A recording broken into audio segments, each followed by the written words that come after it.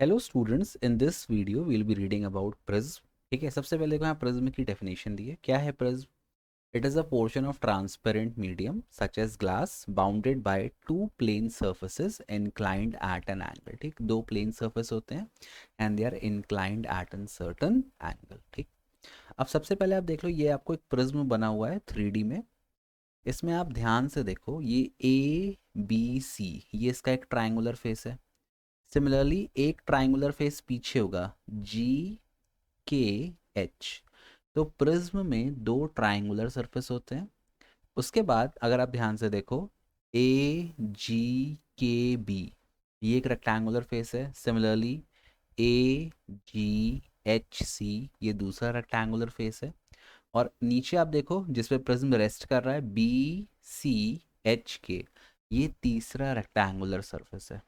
तो एक प्रिज्म में दो ट्राइंगुलर फेसेस होते हैं और तीन रेक्टेंगुलर फेसेस होते हैं। इसको याद कर लेना, कई बार ऐसे वाइवा में पूछ लेता है। ठीक है, अच्छा अब अपन आगे बढ़ते हैं। ये जो आपके दो फेस हैं जो इंक्लाइंड हैं, जिनका नाम है ABKG और ACHG। अब रिफ्रैक्शन ऑफ लाइट यहीं से होता है, तो इनको अपन refracting surface of the prism कहते हैं, जो ऐसे इंक्लाइंड होते हैं। ठीक है, इनको अपन बोलते हैं refracting surface of the prism. ठीक, अब आगे बढ़ते हैं। अब जहां पे ये दोनों मीट करते हैं, दोनों रिफ्रैक्टिंग सरफेस, वहां पर जो एंगल बनता है, ये एंगल आपको दिख रहा है यहाँ पे एंगल है। इस इस एंगल ए को अपन कहते हैं एंगल ऑफ प्रिज्म। ठीक, तो this is the angle of prism. Next चीज बेटा, जहां पे दोनों मिल रहे हैं, तो देखो कॉमन लाइन कौन सी है? AG आपकी कॉमन लाइन है। इसको अपन refracting edge of the prism कहते हैं, जहां पे रिफ्रैक्शन हो रहा है जिन दो सरफेस पे, तो वो सरफेस जहां पे मीट कर रहे हैं उनकी जो कॉमन लाइन है, उसको refracting edge of the prism कहते हैं। लास्ट पार्ट, ये जो आपका ट्राइंगुलर फेसेस है, ABC, और पीछे वाला GKH, इसको अपन principal section of the prism कहते हैं। ठीक, तो आई होप प्रिज्म का कंस्ट्रक्शन आपको क्लियर है। आप एक नोट डाउन कर लेना कॉपी में, है ना। तो कभी कभी ऐसा पूछ लेता है छोटी मोटी चीज़।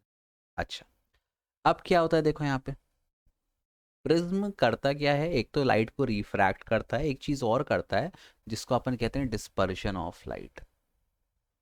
क्या होता है डिस्पर्शन ऑफ लाइट?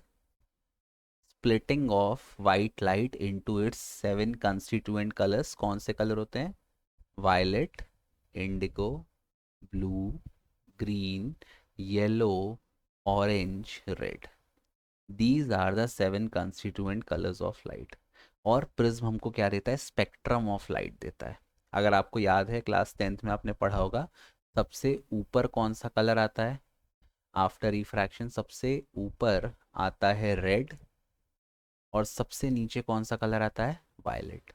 मतलब लीस्ट डेविएशन रेड में होता है और मैक्सिमम डेविएशन वायलेट में होता है। तो इससे आप ये भी एक रिलेशन निकाल सकते हो कि जो डेविएशन होता है, एंगल ऑफ डेविएशन या जो बेंडिंग होती है, वो किसको प्रोपोर्शनल है? It is inversely proportional to wavelength of light, क्योंकि वायलेट की वेवलेंथ सबसे कम है, तो वायलेंथ की वेवलेंथ कम तो डेविएशन ज़्यादा। रेड की वेवलेंथ सबसे ज़्यादा है, वेवलेंथ ज़्यादा तो डेविएशन कम, है ना। तो इस प्रकार से आप फॉर्मूले बना सकते हो। यहाँ पे अपन डिस्पर्जन उतना नहीं पढ़ेंगे। अपन क्या पढ़ेंगे? अपन पढ़ेंगे refraction of light through a glass prism. अच्छा, एक क्वेश्चन बहुत ज़्यादा पूछता है कि जब ग्लास स्लैब से वाइट लाइट पास होती है, तो वहाँ पे अपने को स्पेक्ट्रम नहीं मिलता, वहाँ पे डिस्पर्जन नहीं होता। लेकिन जब प्रिज्म से लाइट पास होती है तो हमें स्पेक्ट्रम क्यों मिलता है? इसका एक ही कारण है। देखो, आपको पता है ग्लास स्लैब का शेप कैसा होता है? ये होता है ग्लास स्लैब ऐसा। अब आप ध्यान से देखो, ये ABCD, इसके जो फेसेस हैं जहाँ पे रिफ्रैक्शन हो रहा है, कहाँ कहाँ रिफ्रैक्शन होगा? फेस AB पर होगा और फेस CD पर होगा। ये दोनों फेस पैरेलल हैं। तो जस्ट सपोज, जैसे मान लो लाइट आई, ठीक है, ऐसे लाइट आई, ये लाइट आई, ठीक है, ऑब्वियस है। यहाँ पे मैंने एक नॉर्मल ड्रॉ कर दी ऐसे, ये डॉटेड लाइन से। अब क्योंकि दोनों फेस पैरेलल है बेटा, मान लो मैंने ये मानता हूँ कि चलो लाइट स्प्लिट हो गई 7 कलर्स में, लाइट आपकी ऐसे 7 कलर्स में स्प्लिट हो गई, 1 2, ठीक है, ऐसे 7 कलर्स में स्प्लिट हो गई, 3, ऐसे स्प्लिट होते जा रही है। अभी मैं 3 बनाता हूँ, 7 नहीं बनाता हूँ।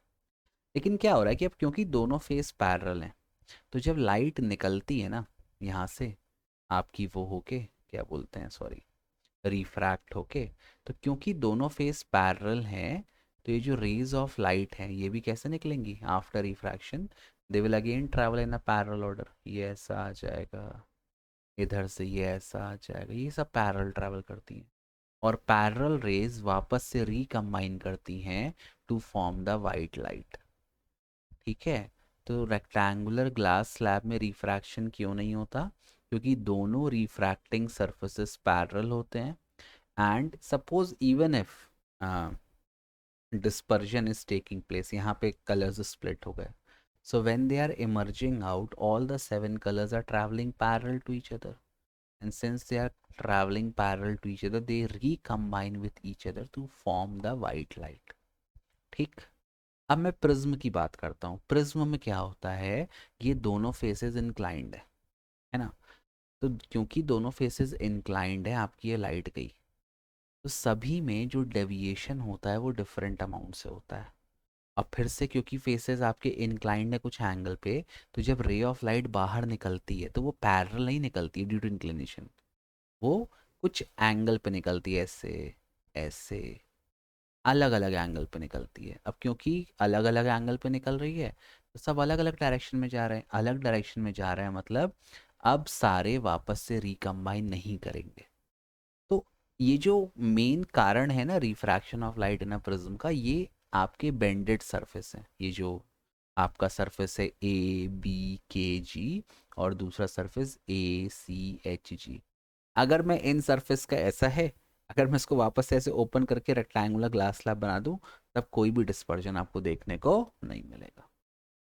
तो यही कारण है कि रेक्टेंगुलर ग्लास स्लैब में डिस्पर्जन नहीं होता, लेकिन प्रिज्म में डिस्पर्जन होता है। मेन कारण क्या है, एंगल ऑफ प्रिज्म, ये जो एंगल बनता है, अगर वापस से दोनों फेस पैरेलल हो जाएं, तो जो इमर्जेंट रेज ऑफ लाइट है वो पैरेलल निकलेंगी, और वो अगर पैरेलल निकलेंगी, so they will recombine to form white light. But because of this angle formed in the prism, what is happening, the rays of light are not emerging out parallel to each other, but they are emerging out making some angle with each other, अलग अलग direction में जाती हैं, इसलिए हमको सातों colour दिख जाते हैं। तो आई होप इतना आपको क्लियर होगा। नेक्स्ट टॉपिक बेटा जो अपन पढ़ेंगे, वो अपन पढ़ेंगे refraction through a glass prism, और ये बहुत इंपॉर्टेंट टॉपिक है। इसका डेरिवेशन भी आता है पेपर में, और इसके न्यूमेरिकल्स भी आते हैं। न्यूमेरिकल तो बहुत इजी है, आपसे एक बार डेरिवेशन बन जाएगा, फॉर्मूले आप याद कर लोगे, तो न्यूमेरिकल एकदम लॉलीपॉप हो जाएगा। ठीक, फिर से आपको क्या करना है, आपको डायग्राम याद कर लेना है। ठीक, चलो देखो यहाँ पर, so next topic is refraction through a glass prism. Let me write it over here. Refraction through a prism. ठीक, फिर अपन इसमें एंगल ऑफ डेविएशन देखेंगे, और क्या देखेंगे, एंगल ऑफ मिनिमम डेविएशन देखेंगे, refraction by a thin prism देखेंगे। इसमें बहुत सारे टॉपिक कवर हो जाएंगे। ठीक, चलो देखते हैं यहाँ पे। अच्छा, मैं डायग्राम यहाँ पे कॉपी पेस्ट कर दे रहा हूँ क्योंकि ज़्यादा आसान होगा, जल्दी होगा। तो I am copy pasting the diagram. Copy paste कैसे करते हैं यार, ये कॉपी पेस्ट हो गया। मैं आपको डायग्राम समझा देता हूँ, देखो क्या हो रहा है। ये डायग्राम दिया है आपके स्क्रीन पे, I hope it is visible. ठीक, देखो यहाँ पे ये एक प्रिज्म है जिसका ट्राइंगुलर सेक्शन दिया है A B C, A is angle of the prism. अब क्या हो रहा है, incident ray of light P Q incident हो रही है सर्फ पॉइंट, सर्फ ये सरफेस ए बी पर एट पॉइंट क्यू। ये जो एन क्यू है बेटा, ये सरफेस को नॉर्मल है, तो ये क्या हो गया, ये जो एंगल आई वन बन रहा है, ये हो गया एंगल ऑफ इंसिडेंस। अच्छा, इसको मैं आई से दिखाऊंगा, ठीक है, मेरे को आई वन आई टू नहीं, इसको मैं आई से दिखाऊंगा, और ये आई टू को मैं ई से दिखाऊंगा। This is the angle of emergence. ठीक, अब क्या होगा, light is travelling from rare medium to denser medium, ये आपका डेंसर मीडियम है, what will happen, it will bend towards the normal, आपने नॉर्मल को ऐसे एक्सटेंड कर दिया तो ये रे ऑफ लाइट बेंड हो गई। ठीक, अब ये जो एंगल बना between the normal and the, ये आपकी जो क्यू आर है, यहाँ ध्यान से देखो क्यू आर, इस पर एरो बना है, क्यू आर क्या है, ये आपकी रिफ्रैक्टेड रे है। तो angle between normal and the refracted रे, ये आपका एंगल ऑफ रिफ्रैक्शन हो गया R1। ठीक है, R1 बना है। अब ये रे ऑफ लाइट जाके स्ट्राइक कर रही है दूसरे सरफेस को, दैट इज द AC। ठीक, कहाँ पे स्ट्राइक किया, पॉइंट R पर। तो यहाँ जो एंगल बन रहा है रिफ्रैक्टेड रे और नॉर्मल आपकी ME है, इसके बीच, ये आपका हो गया एंगल R2। ठीक, सेकेंड एंगल ऑफ रिफ्रैक्शन। अब लाइट कहाँ ट्रैवल कर रही है, from denser medium back to rare medium, तो आप क्या होगा, it will bend away from the normal, तो ये आपकी नॉर्मल है, इससे दूर चली गई, तो RS आपकी इमर्जेंट रे हो गई। ठीक, और ये जो एंगल E बन रहा है बिटवीन द इमर्जेंट रे एंड द, क्या बोलते हैं इसको, नॉर्मल, ये आपका एंगल ऑफ इमर्जेंस हो गया। अब इसमें सबसे इंपॉर्टेंट चीज़ जो अपने को पढ़नी है वो है angle of deviation. Angle of deviation क्या होता है, it is angle between the direction of incident ray, देखो ये आपकी इंसिडेंट रे है PQ, इसका डायरेक्शन मतलब ये किस डायरेक्शन में जा रही है, ये इस तरफ जा रही है। It is angle between the direction of incident ray produced and emergent रे, देखो इमर्जेंट रे इस तरफ जा रही है, तो इन, इसका डायरेक्शन इस तरफ है, इसका डायरेक्शन इस तरफ है, इन दोनों डायरेक्शन के बीच का जो एंगल है वो होता है एंगल ऑफ प्रिज्म, जिसको अपन डेल से रिप्रेजेंट करते हैं। कई बच्चे क्या करते हैं, पूछते हैं कि सर ये इस एंगल को क्यों नहीं लिया, ये वाला जो एंगल है, तो वही मैं कह रहा हूँ, डेफिनेशन ही क्या बोली है, एंगल बिटवीन द डायरेक्शन, इसका डायरेक्शन इस तरफ, इसका डायरेक्शन इस तरफ, तो ये होता है आपका angle of deviation represented by del. ठीक, अब इस डेरिवेशन में अपने को क्या करना है बेटा, इस डेरिवेशन में अपने को निकालना है relationship between angle of deviation, angle of prism, angle of incidence and angle of emergence. ठीक, बहुत इजी है, देखो यहाँ पे कैसे कर सकते हो, डायग्राम तो आपने देख लिया। ठीक, थोड़ा सा आप लिख देना, consider a prism surface ABC, let A be the angle of the prism, I is the angle of incidence, E is the angle of emergence, R1 and R2 are the angle of refraction at surface AB and AC respectively, delta या del, sorry, del is the angle of deviation। ठीक, अब देखो यहाँ पे सबसे पहला काम, अच्छा देखो, डेरिवेशन मैंने आपको पहले ही बताया था वीडियोस में, आपको डेरिवेशन रटना नहीं है, बट आपको ये रट लेना है कि आपको डेरिवेशन में करना क्या है। अब इस डेरिवेशन में सबसे पहली जो चीज़ मेरे को प्रूव करनी, मुझे ये प्रूव करना है कि जो एंगल A है, this angle A is equal to R1 plus R2। Angle A किसके बराबर है, R1 प्लस R2। ठीक, थोड़ा मैं मिटा देता हूँ, गंदा हो गया है। तुम इतना जो मुस्कुरा रहे हो, क्या गम है जिसको चबा रहे हो, हाँ यार। अब मुझे एंगल ए सबसे पहले प्रूव करना है R1 प्लस R2 के बराबर। अब यहाँ ध्यान से देखो आप, अगर मैं क्वाड्रिलेटरल की बात करता हूँ, इन क्वाड्रिलेटरल AQER, इस क्वाड्रिलेटरल के अगर मैं बात करता हूँ तो देखो, ये जो N, ये जो लाइन है NQ या QE ले लो, ये नॉर्मल है, नॉर्मल है मतलब ये जो पूरा एंगल है इतना, ये angle, this angle is 90 degree. Similarly ये MR और E, ये भी नॉर्मल है, अगर ये नॉर्मल है बेटा तो ये पूरा एंगल भी 90 डिग्री है, मतलब इन दोनों एंगल का सम कितना है, 180, है ना। तो आप लिख सकते हो इन क्वाड्रिलेटरल, पूरा नहीं लिख रहा मैं, छोटा सा क्वाड्रिलेटरल लिखूंगा। कौन सा क्वाड्रिलेटरल लिया मैंने, AQEM। इस क्वाड्रिलेटरल में क्या मिला आपको, एंगल Q। ठीक है, आप लिख सकते हो पूरा AQE भी लिख सकते हो, चलो लिख देते हैं पूरा का, फिर को आप कंफ्यूज हो गए, एंगल AQE प्लस एंगल, दूसरा एंगल कौन सा है, ARE, इसका सम कितना है, 180। तो अगर क्वाड्रिलेटरल के दो अपोजिट एंगल का सम 180 है, तो इसके ये जो दो अपोजिट बचे, angle A plus angle E, वो भी कितना होगा, 180 होगा। आपको प्रूव करके नहीं दिखाना, 12th में आ गया, इतना तो चेकर समझ जाएगा, आप करके दिखा भी सकते हो कि सारे एंगल का सम 180 होता है तो angle A plus angle E भी 180 आ। ठीक है, अब देखो इस ट्राइंगल में आओ, in triangle E Q R में आ जाओ, ई क्यू आर, क्या मिलेगा आपको? Angle E plus R1 plus R2, ये कितना मिल गया? 180 डिग्री। मिला? मिला? मिला? ओके।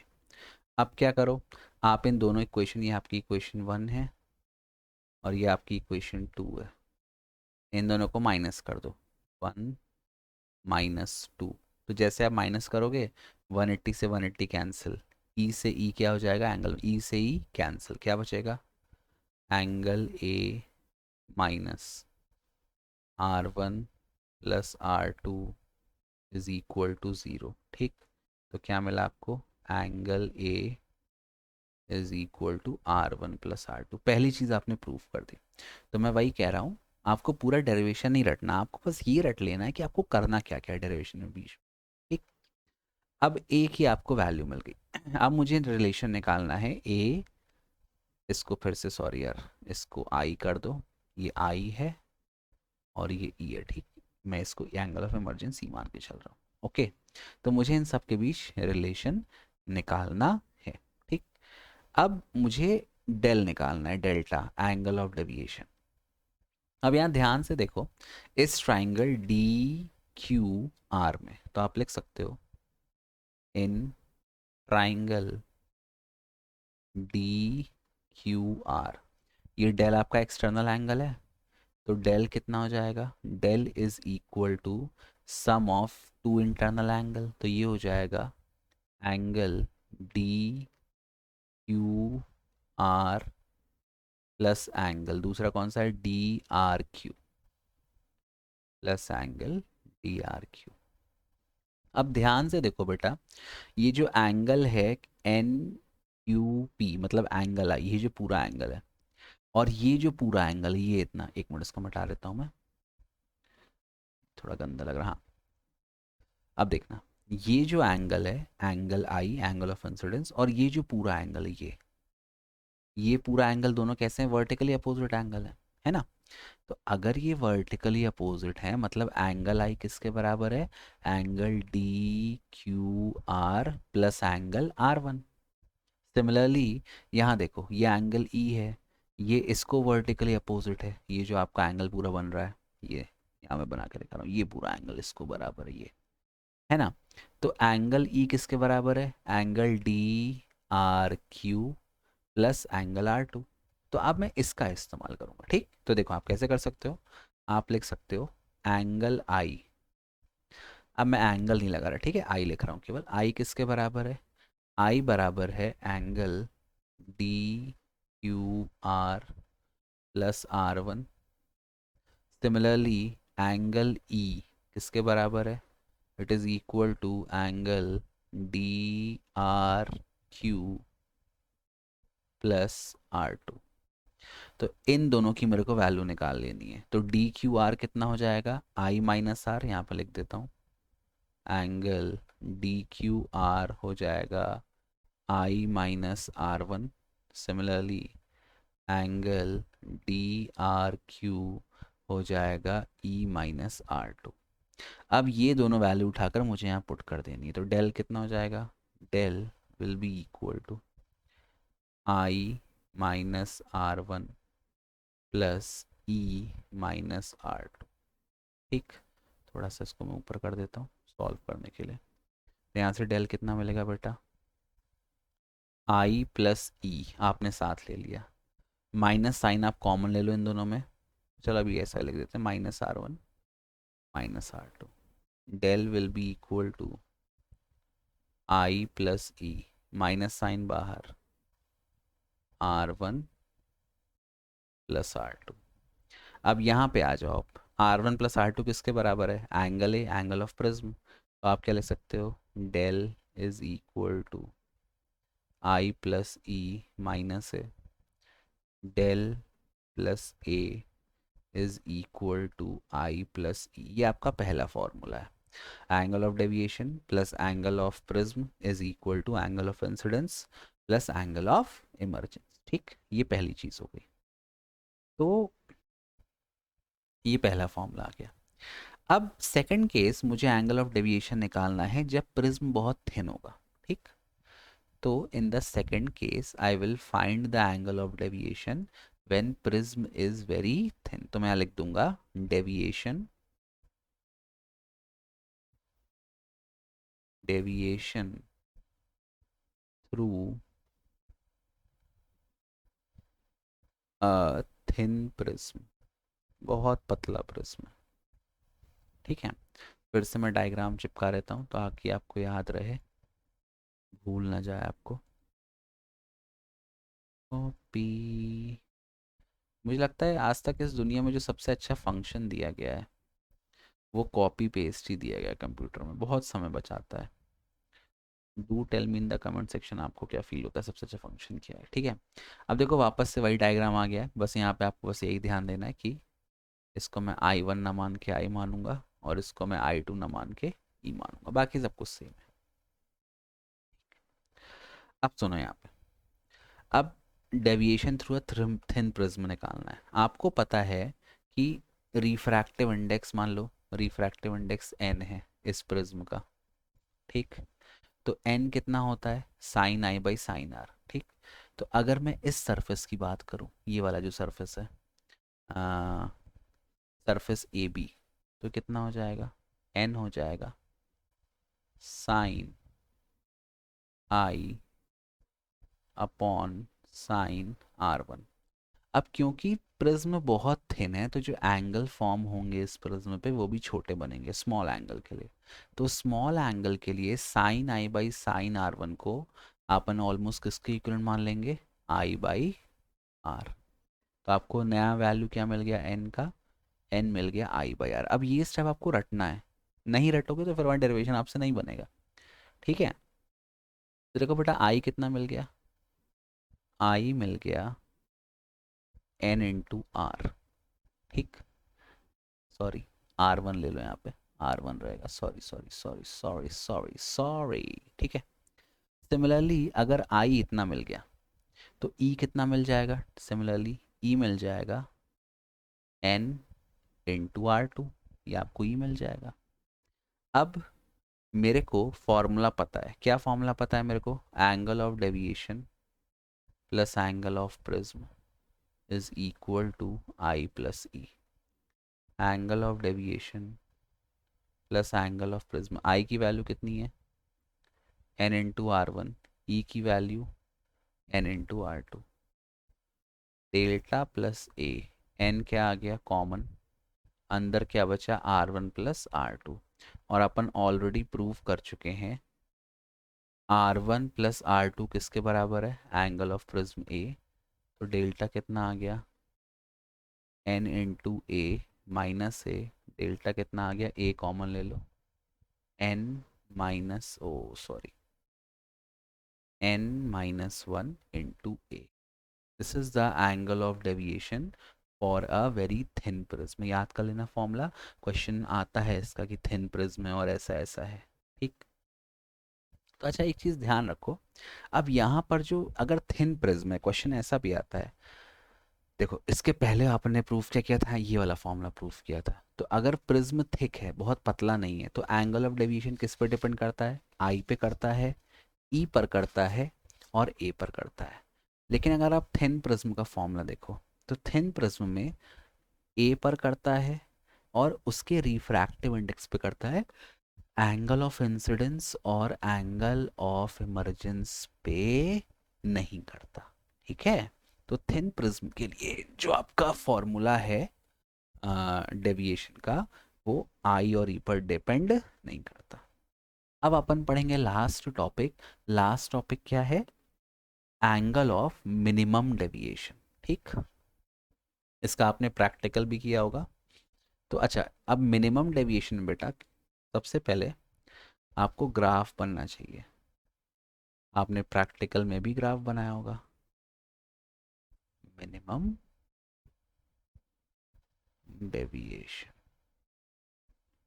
ठीक है, चलो देखो, अब पहले मैं आपको ग्राफ दिखा देता हूँ, ठीक। ग्राफ कैसे बनाना है उसको मुझे कॉपी पेस्ट करना पड़ेगा, मैं अपने हाथ से बनाऊंगा तो वो अति सुंदर बन जाएगा। देखिए यहाँ पे ये आपको ग्राफ दिया है।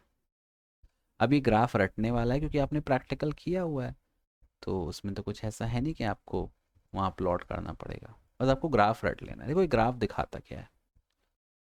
This is the graph between angle of deviation and angle of incidence. इसको मैं आई मान के चल रहा हूँ, ठीक है, आई मान के चल रहा हूँ। तो देखो क्या मिलता है मुझे, मुझे क्या मिल रहा है कि पहले देखो ये आपका दो वैल्यूज़ ली है एक्स और वाई, ठीक, यहाँ कोई ले लिया, यहाँ पे कुछ एंगल ऑफ इंसिडेंस की वैल्यू होगी, तो एंगल ऑफ डेविएशन इतना आ रहा है। फिर इस तरफ आपका एंगल ऑफ इंसिडेंस बढ़ रहा है, जैसे एंगल ऑफ इंसिडेंस बढ़ रहा है ये ग्राफ नीचे जा रहा है, ग्राफ नीचे जा रहा है मतलब एंगल ऑफ डेविएशन कम होते जा रहा है। और एक पॉइंट आता है एंगल ऑफ इंसिडेंस का जहां पर डेविएशन की वैल्यू मिनिमम मिलती है। और प्रैक्टिकली फिर ये पाया गया कि जिस एंगल ऑफ इंसिडेंस की वैल्यू पर, इसको मैं I1 I2 काट देता हूँ, इसको मैं लिख दूंगा I इज इक्वल टू ई, ठीक है, मैंने I और E मान के चला है।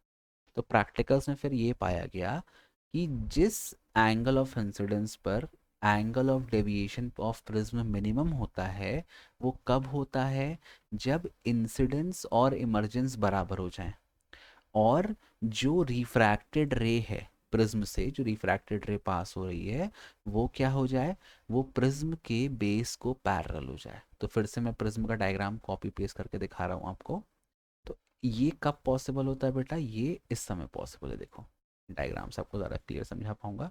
मिनिमम डेविएशन कब मिला, मिनिमम डेविएशन तब मिला जब सबसे पहले देखो, इसको मैंने आई माना, I1 ना मान के, ठीक है, ये आई माना है, और इसको मैंने ई माना, ई माना, ठीक।